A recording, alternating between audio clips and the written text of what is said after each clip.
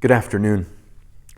We know how credit cards work. From a very young age, we understand when we go to a store, we might scan a whole bunch of items, and then when it comes time to pay, we either hand to the cashier or we put it into the machine ourselves. We take out our credit card and we scan that. We shove it in that little slot. It reads it, and then it says, "Please take it out." And we get to take our groceries. We get to take whatever we have purchased from the store. But in that moment, who is really the one that is paying? That's the question when it comes to credit. Because the store is allowing you to walk out with the stuff. So that must mean that you have paid, but really, at that moment, no money has left any of your accounts. There's been no transfer of cash. There's no checks that were written. There's no money that came out of a bank account somewhere. But in fact, money was given to the store. It came from the credit card company.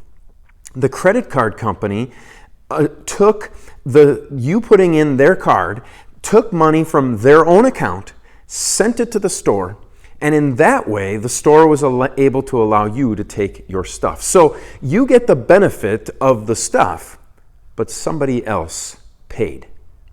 Listen to what Genesis chapter 15, verse 4 says.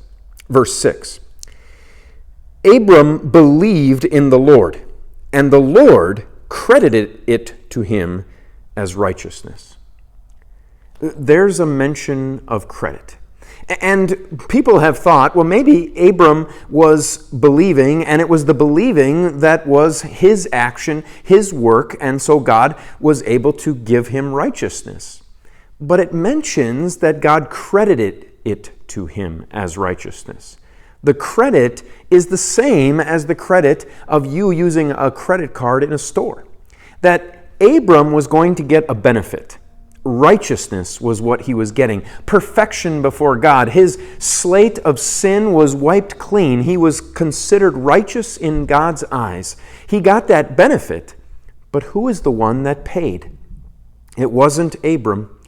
It was God who was paying, and he was paying based on a promise of the descendant that was to come, the promised Messiah, Jesus, to come.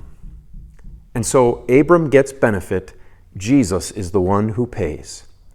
That's credit. It applies to you as well.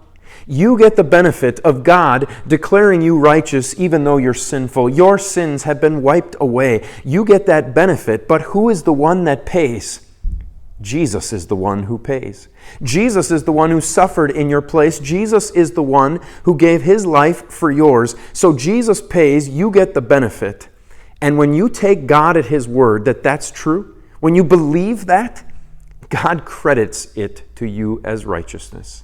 He says, you are righteous because Jesus has paid in your place. Until we see each other again, the Lord's blessings on your day.